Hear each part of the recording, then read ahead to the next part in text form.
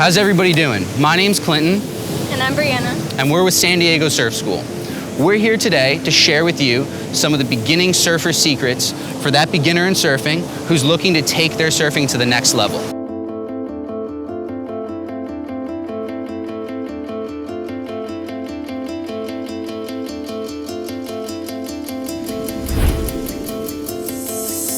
What we're gonna do first is we're gonna go over the first secret, which is when to pop up on a wave. You're gonna find yourself paddling on a wave and you're gonna think the wave is about to break on you. Have you ever been in that scenario before? Yes. And you're afraid that you're gonna nosedive and fall off the board. So, the best time is when the wave is about to break to pop up on the wave.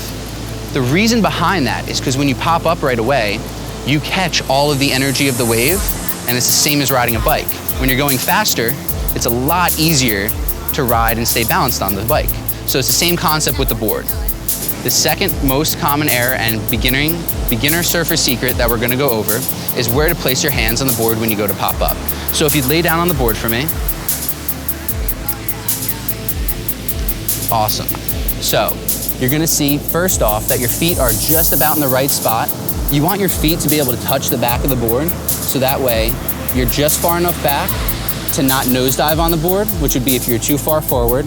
If you're too far back on the board, what's gonna happen is you're not gonna be able to get into the wave. So you're in the right placement right now. Now, when someone normally goes to paddle and they go to pop up, a lot of people tend to grab the rail. Now what's gonna happen is when people tend to grab the rail, the biggest problem is they'll shake the board like that, and that'll throw off their balance when they go to pop up on the board. So, when you have your hands flat on it right here, there you go, perfect.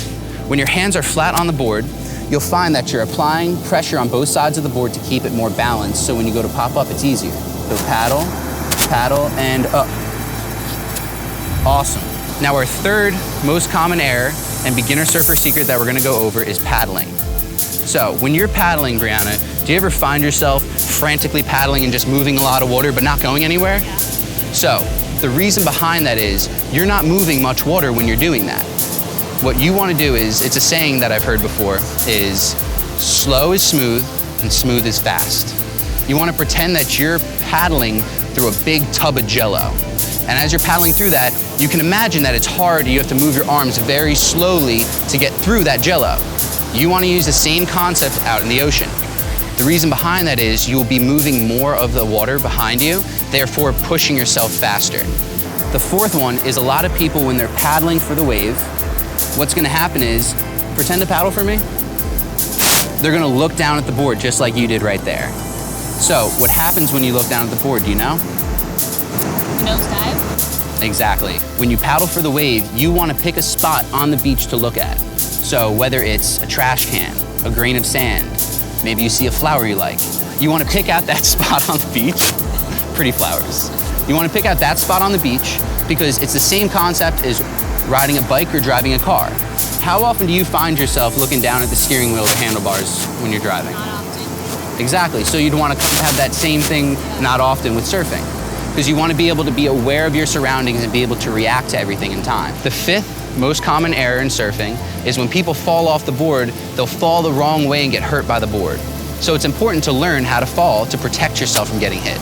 So if you find yourself too far to one side of the board and you fall off, you want to try to do your best to push yourself away as far as you can from the board, so that way it doesn't come towards you.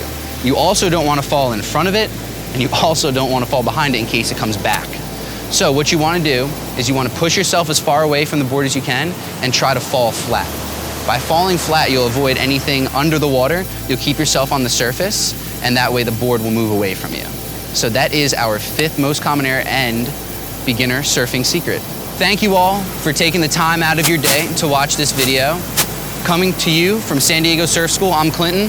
And I'm Brianna. And we'll catch you guys in the water.